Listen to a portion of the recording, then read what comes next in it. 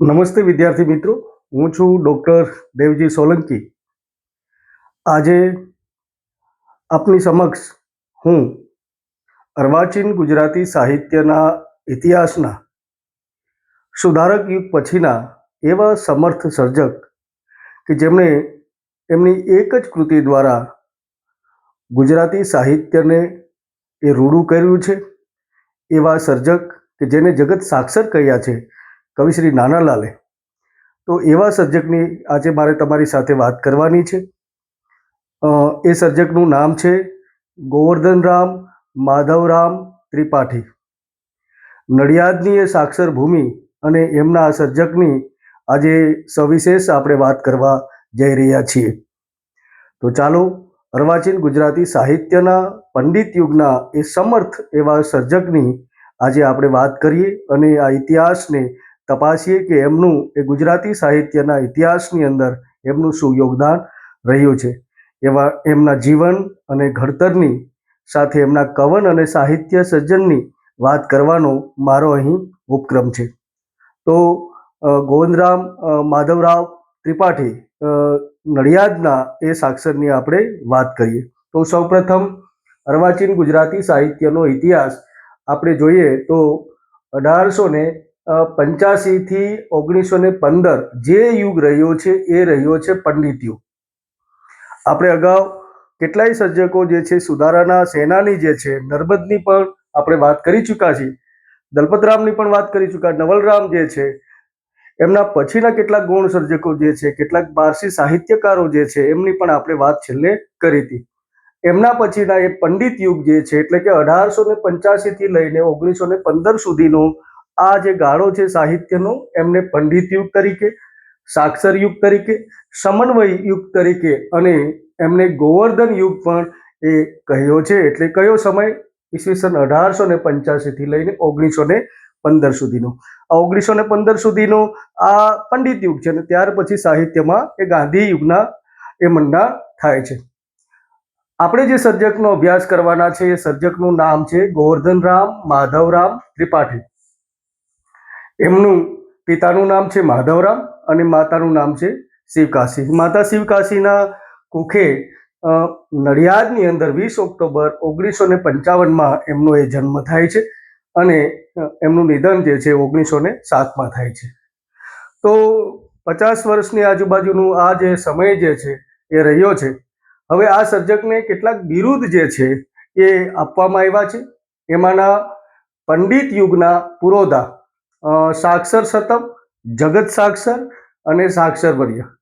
એમાંથી આપને પ્રશ્ન એ પૂછવામાં આવે કે પંડિત યુગના પુરોધા એ બિરુદ કયા એવા સર્જકને એ આપવામાં આવ્યું છે? તો આપણે કહી શકીએ કે ગોવર્ધનરામ માધવરાવ ત્રિપાઠીને પંડિત યુગના પુરોધા કહ્યા છે. સાથે એવું પણ પૂછાય કે નાનાલાલ જે છે એમને કયા સર્જકને જગત સાક્ષર કહ્યા છે? તો ગોમા ત્રિપાઠીને નાનાલાલે જગત સાક્ષર કહ્યા છે. એમનું જે ઘડતર જે છે, સર્જકનું ઘડતર જે છે એ ચરોતરના એ ઘર સંસારની વાત કરીએ તો એનો જે પટ છે એમાં પણ એ આવે છે. પછી મુંબઈ જે છે, તો મુંબઈના જે મહત્વકાંક્ષી આદર્શો જે છે એ પણ એના જીવન ઘડતરની અંદર ખૂબ મહત્વનો એ ફાળો રહ્યો છે. અને ભાવનગરની અટપટી જે રાજસ્થિતિ જે છે એ પણ એમના ઘડતરની અંદર એ સુપેરે એમનો ફાળો રહ્યો છે.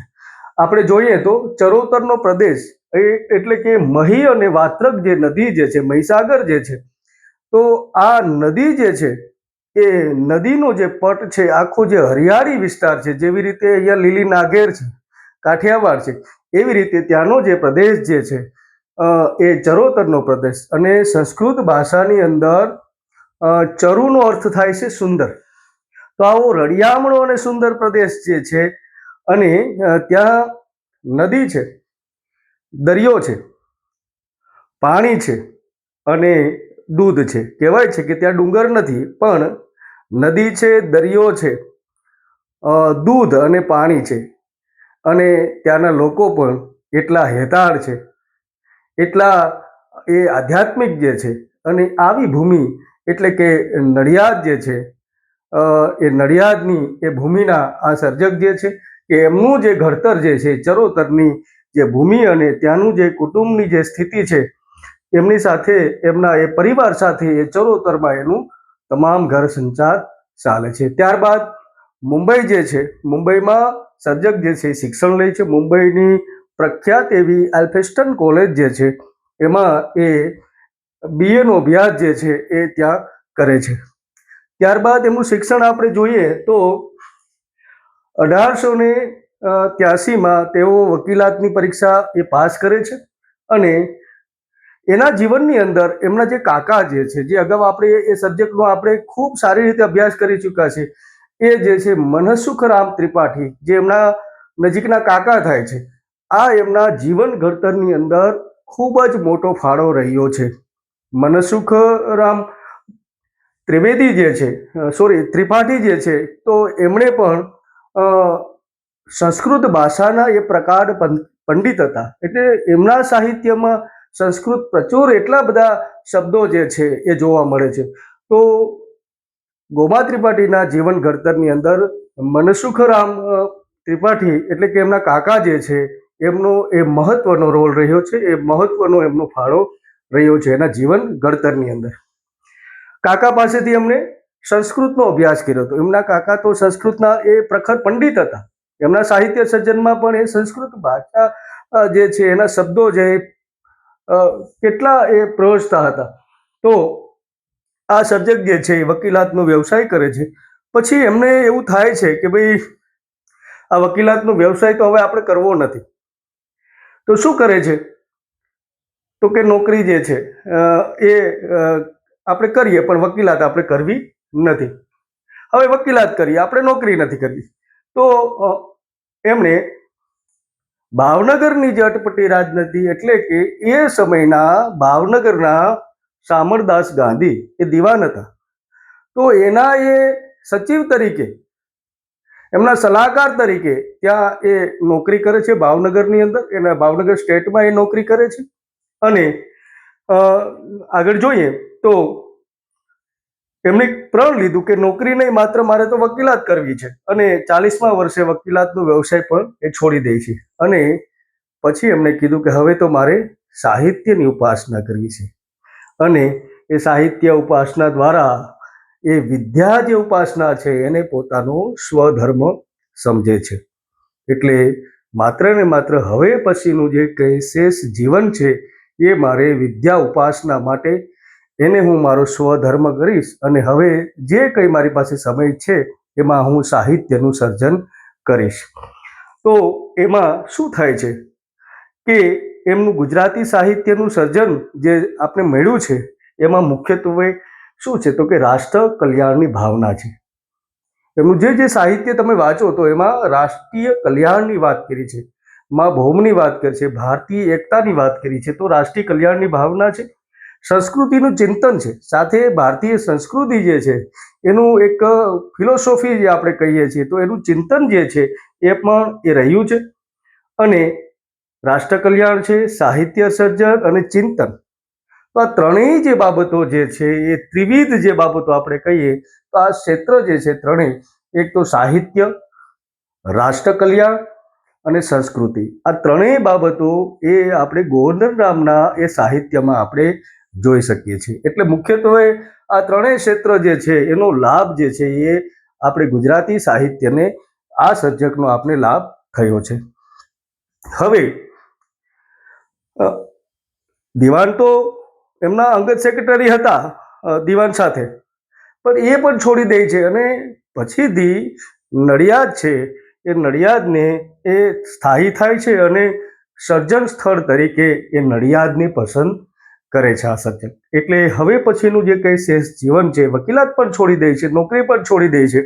અને ત્યારબાદ આ સર્જક જે છે એ નડિયાદની અંદર એ સ્થિર થાય છે. ત્યાં એ સ્થળ પસંદ કરી અને સાહિત્ય સર્જનની એ શરૂઆત કરે છે.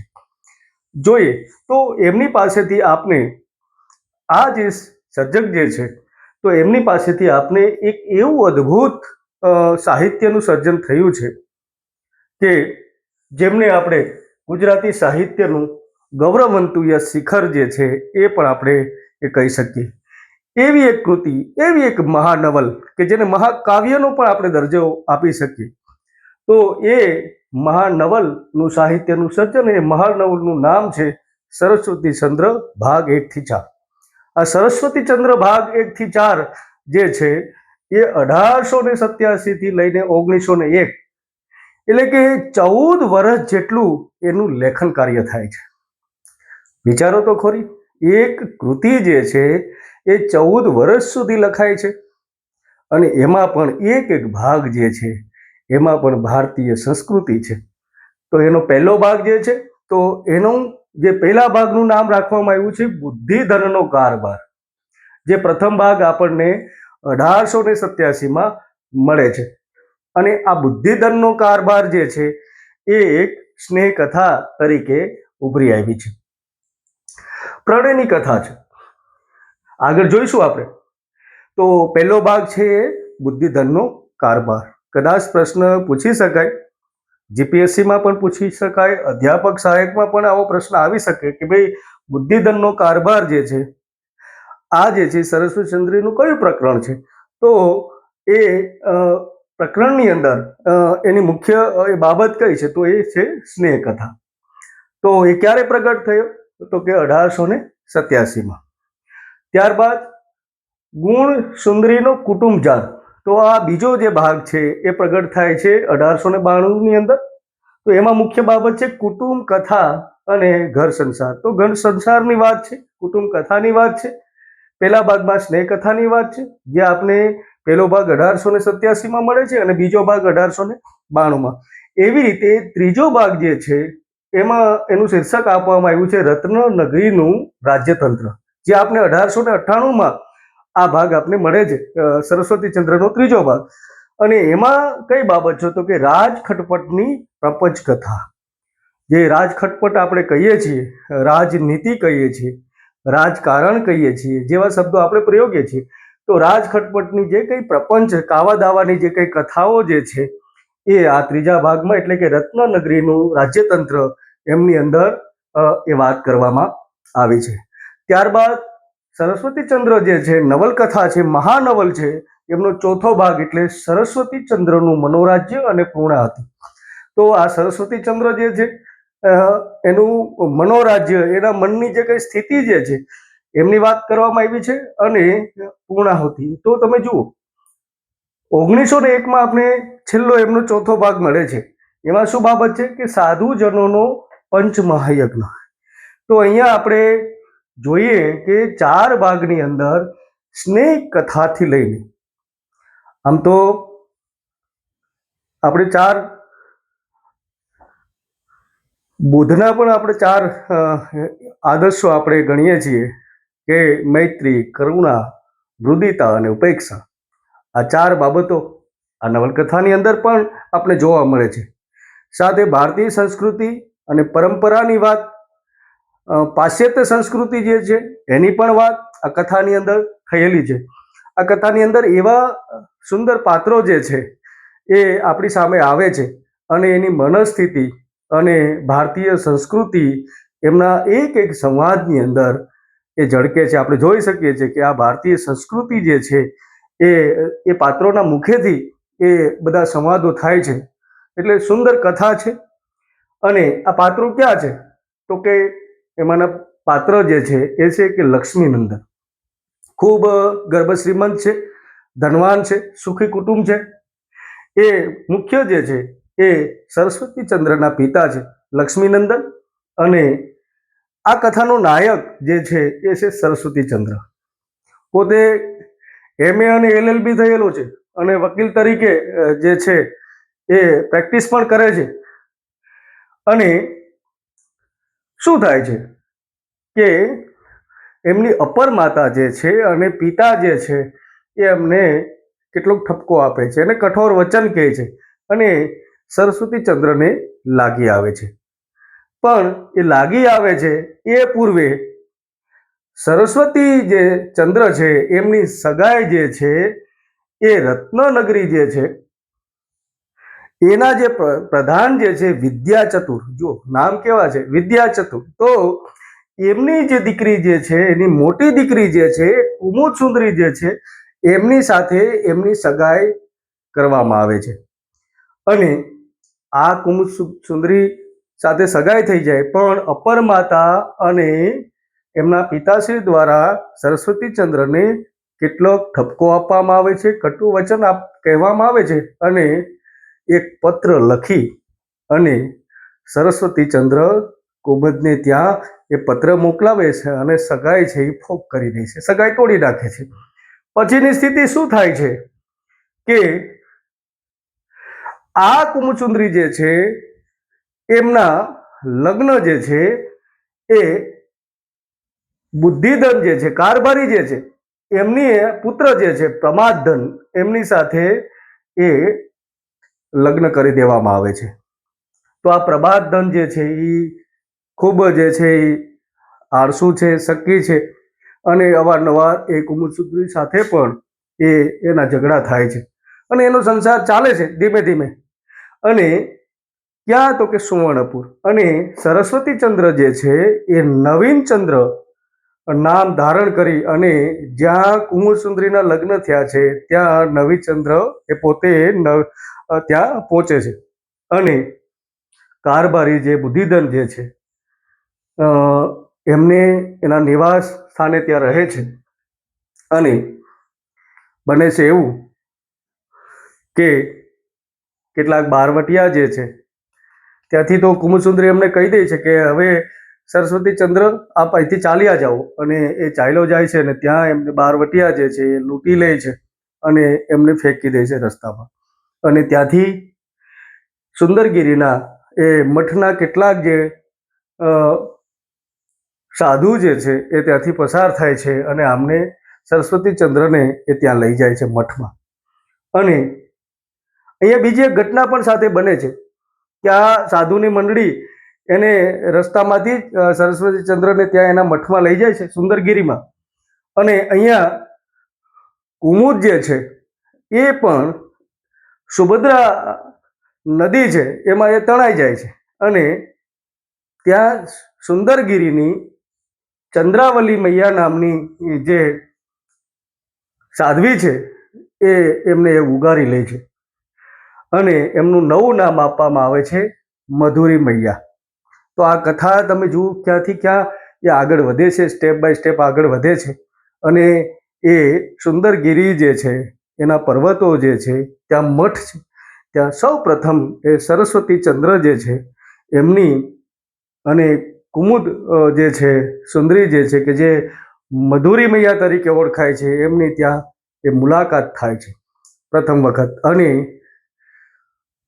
પછી બંને એ સ્વીકારી લે છે અને એમનો ધર્મ જે છે એ સમજાવે છે. અને પછી એમ કહે છે કે હવે જે થવાનું એ તો થઈ ગયું છે, હવે તું મારી નાની બેન જે છે કુસુમ સુંદરી જે છે એની સાથે લગ્ન કર.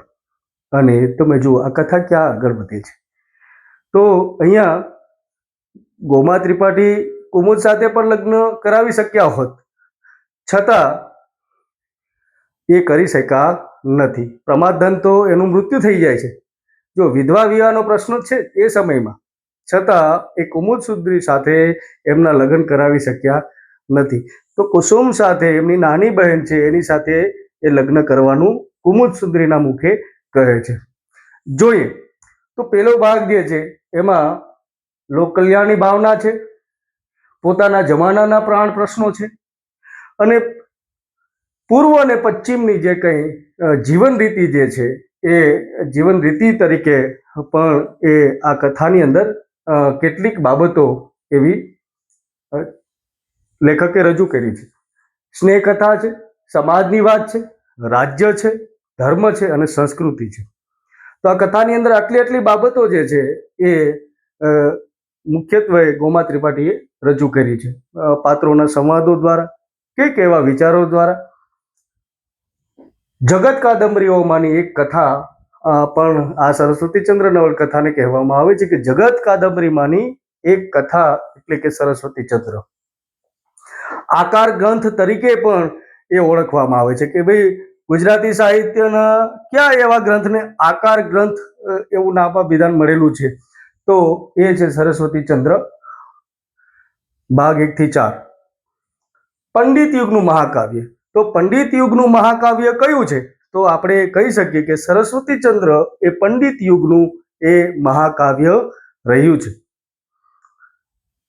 વિજયરાય વૈદ્ય જે ખૂબ સારા એવા વિવેચક કે એમણે પણ એમના વિવેચન દરમિયાન સરસ્વતી ચંદ્ર નવલકથા છે એને મૂલવી છે, અને એમણે કહ્યું છે કે સરસ્વતી ચંદ્ર એ પ્રેમ કથા નિમિત્તે સંસ્કૃતિની કથા છે. એટલે સરસ્વતી ચંદ્ર એ પ્રેમ કથા નિમિત્તે એ સંસ્કૃતિની કથા બને છે. સાહિત્ય આથી આપણે સરસ્વતી ચંદ્રની વાત, તો સરસ્વતી ચંદ્ર આ નવલકથા જે છે આજે પણ ગુજરાતી સાહિત્યના એ ઉત્તુંગ શિખર ઉપર આજે પણ એ બેઠી છે, અને આજે પણ એમનું તો ફિલ્મ પણ બન્યું છે, અને આજે પણ વંચાય છે. ભારતીય સંસ્કૃતિઓ આપણે જોવી હોય તો એક વખત સરસ્વતી ચંદ્રને આપણે વાંચવી જ પડે. અન્ય કેટલુંક સાહિત્ય જે છે, જેમ કે સરસ્વતી ચંદ્રની નવલકથા તો લખી, એના સિવાયનું પણ ગોમા ત્રિપાઠીએ સાહિત્ય સર્જન કર્યું. એમાં સ્નેહ મુદ્રા જે છે 1889માં કાવ્ય સંગ્રહ જે છે જેને સ્નેહ વરમુદ્રા કહેવાય છે, આ જે છે એ કરુણ પ્રશસ્તિ જે છે કાવ્ય સંગ્રહ આપણે મળે છે. અને એ પહેલા હૃદય રુદિત શતક પણ એમણે લખેલું છે. તો એમાં સંસ્કૃત ભાષાના કેટલાક પ્રચુર શબ્દો જે છે એ પ્રયોજાય છે. તો એમની મૃત પત્ની જે છે તો એને શોકાંજલિ આપવા માટે આ કાવ્ય ગ્રંથ જે છે એ આપને સર્જક પાસેથી મળે છે. સાથે લીલાવતી જીવન કલા જે 1950માં આ ગ્રંથ આપને મળે છે અને પ્રગટ થાય છે. દીકરી લીલાવતી જે છે એનું અકાળે અવસાન થાય છે, તો એમની આ કથા જે છે, તો એમનું ચરિત્ર જે છે એક ઉત્તમ ચરિત્ર, એક દીકરીનું ઉત્તમ ચરિત્ર જે છે એ તો ગોમા ત્રિપાઠી જ લખી શકે. તો આ ગોમા ત્રિપાઠીએ એમની દીકરી જે છે એ લીલાવતી છે એમની જીવન કલા એટલે કે એના જીવન ચરિત્ર વિશે પણ એક ગ્રંથ દ્વારા એ વાત કરી છે. ત્યારબાદ આપણા ગુજરાતી ભાષાના પ્રથમ વિવેચક એટલે કે નવલરામ જે છે એમનું જીવન ચરિત્ર પણ ગોમા ત્રિપાઠી લખે છે, અને કહે છે કે આનંદની ઉજાણી એને એની જીવન કલાને એના જીવન ચરિત્રને આનંદની ઉજાણી કહે છે, અને તેમની વિવેચન કલાને એમણે આનંદની ઉજાણી કીધી છે. કોની? નવલરામની. જે આપણે સારી રીતે સુધારક યુગમાં એનો અભ્યાસ કર્યો તો નવલરામ લક્ષ્મીરામ પંડ્યાનો, તો એમણે આનંદની ઉજાણી એ એમના વિવેચન કલાને ગોમા ત્રિપાઠીએ કહ્યું છે. આવો પ્રશ્ન પૂછાય કે ભાઈ આનંદની ઉજાણી જે છે એ વિવેચન કોની વિવેચન કલાને આનંદની ઉજાણી કહી છે? તો નવલરામની વિવેચન કલાને આનંદની ઉજાણી કોણે કહી છે? તો ગોમા ત્રિપાઠીએ. ત્યારબાદ વિવેચન ક્ષેત્રે પણ એમણે કામ કર્યું છે. તો દયારામનો અક્ષરદેહ 1908માં એ પ્રગટ થાય છે. તો આ દયારામ જે છે એના જીવન ચરિત્ર જે છે, એમના જે કંઈ પદ જે છે એમની એ વાત કરી છે. દયારામનો અક્ષરદેહ એમનું વિવેચનનો ગ્રંથ છે, બહુ સારો એવો ગ્રંથ છે. એમાં એની વિવેચના શક્તિનો પણ આપણે પરિચય થાય છે. સાથે સ્કેચ બુક પણ લખે છે, રોજનીશી પણ એ લખે છે, એ પણ એમની પાસેથી આપણે મળે છે. એમનું નામ આપવામાં આવ્યું છે સ્કેચ બુક. અને મુંબઈની અંદર અંગ્રેજીમાં કેટલાક જે છે વ્યાખ્યાનો જે છે આપે છે. એમાં મધ્યકાલીન ગુજરાતી સાહિત્યના ઇતિહાસના જે સર્જકો છે, જે સાહિત્ય પ્રકારો જે છે એમની એ વાત કરવામાં આવે છે, અને એનું નામ આપવામાં આવે છે ક્લાસિકલ પોએટ્સ ઓફ ગુજરાત. તો આ ક્લાસિકલ પોએટ્સ ઓફ ગુજરાત નામનું જે ગ્રંથ જે છે, એમનું વ્યાખ્યાનનો જે ગ્રંથ જે છે, મુંબઈમાં આપેલા અંગ્રેજીનો વ્યાખ્યાનનો ગ્રંથ જે છે એ આપણને ક્લાસિકલ પોએટ્સ ઓફ ગુજરાત એવું પૂછાય કે ક્લાસિકલ પોએટ્સ ઓફ ગુજરાત આ કોનો ગ્રંથ રહ્યો છે, આ કોના વ્યાખ્યાનનો ગ્રંથ રહ્યો છે? તો ગોમા ત્રિપાઠીના વ્યાખ્યાનનો ગ્રંથ રહ્યો છે. તો અહીંયા આપણે વિદ્યાર્થી મિત્રો અર્વાચીન ગુજરાતી સાહિત્ય ધારાના પંડિત યુગના સમર્થ એવા એ પ્રથમ સર્જક એટલે કે ગોમા ત્રિપાઠીની વાત કરી. એમની એ મહાનવલ એટલે કે સરસ્વતીચંદ્રના 4 ભાગની વાત કરી. એમાં આવતા પાત્રની પણ આપણે વાત કરી અને સાથે એ કથાની અંદર સમાજ છે, રાજ્ય છે, સંસ્કૃતિ છે, ધર્મ છે, સ્નેહ કથા જે છે અને કેટલીક એમની એ ગૌણ કૃતિઓ, જે આમ તો ગૌણ તો ન કહેવાય, મુખ્ય કૃતિઓ જ કહેવાય, તો એ કૃતિઓની પણ આપણે વાત કરી. સ્નેહ મુદ્રા છે, હૃદય રુધિર શતક છે, લીલાવતી જીવન કલા અને રોજની સ્ક્રેપ બુક અને દયારામનો અક્ષરદેહ, ક્લાસિકલ પોએટ્સ ઓફ ગુજરાત, આ એમના એ મુખ્ય એ ગ્રંથો રહ્યા છે. તો આ જે છે એ જગત સાક્ષર ગોમા ત્રિપાઠી, એમના જીવન કવનની આપણે વાત કરી, એમના શિક્ષણની વાત કરી. તો આ જગત સાક્ષર જે છે એ જગત સાક્ષરે ગુજરાતી સાહિત્યને ઘણું આપ્યું છે. કેટલા વર્ષ સુધીની એમની એ સાહિત્યની યાત્રા રહી છે અને આ સાહિત્ય યાત્રામાં એક અદ્ભુત સર્જન એટલે કે સરસ્વતી ચંદ્ર કથા જે છે આપને એ મહાનવલ આપે અને કેવડી મોટી ગુજરાતી સાહિત્યને મુઠ્ઠી ઉંચેરું સ્થાન આપે છે આ સર્જક. એટલે નડિયાદની ભૂમિ આમ તો પવિત્ર ભૂમિ રહી છે અને આવા પવિત્ર સર્જકો જે છે એ પણ આપણે મળ્યા છે. ભારતીય સંસ્કૃતિનું ચિંતન મળ્યું છે. તો એ સર્જક ગોમા ત્રિપાઠી, ત્રણ એવા સર્જક છે જેને આપણે નડિયાદના એ સાક્ષર ત્રિપુટી કહેવાય. આ સાક્ષર ત્રિપુટી એટલે પ્રથમ આવતા હતા એ ગોમા ત્રિપાઠી, ગોધરામ માધવરાવ ત્રિપાઠી, અને ત્યારબાદ બાલાશંકર ઉલ્લાસરામ કંથારિયા અને મણિલાલ નભુભાઈ દ્વિવેદી. આ ત્રણ જે છે એ નડિયાદની સાક્ષર ત્રિપુટી છે કે તેઓએ ગુજરાતી સાહિત્યને અમૂલ રત્નો આપ્યા છે, સાહિત્યના અમૂલ રત્નો આપ્યા છે કે એ નડિયાદની એ ચરોતરની ભૂમિને મુઠ્ઠી ઉંચેરું સ્થાન એ અપાવે છે. એવા સર્જકો, ત્રણેય સર્જકોના પ્રથમ જે સર્જક છે ગોમા ત્રિપાઠીની આપણે વાત કરી. હવે પછીના જે સર્જક છે એમની આપણે વાત કરવાની છે. એ સર્જકનું નામ છે બાલાશંકર ઉલ્લાસરામ કંથારિયા, કે જેનું ઉપનામ બાલ અને કલાંત છે. અને એમના માટે એમની એક ગઝલ જે છે, એમની પંક્તિ જે છે કે ગુંજારે જે સિરે તારે જગતનો નાથ તે સહેજે ગણ્યું જે પ્યારું પ્યારા તે અતિ પ્યારું ગણી લેજે. આવા બાલાશંકર કંથારિયાની વાત હવે પછીના એ વિડીયોની અંદર આપણે કરીશું. તો આ હતા આપણા સર્જક ગોમા ત્રિપાઠી.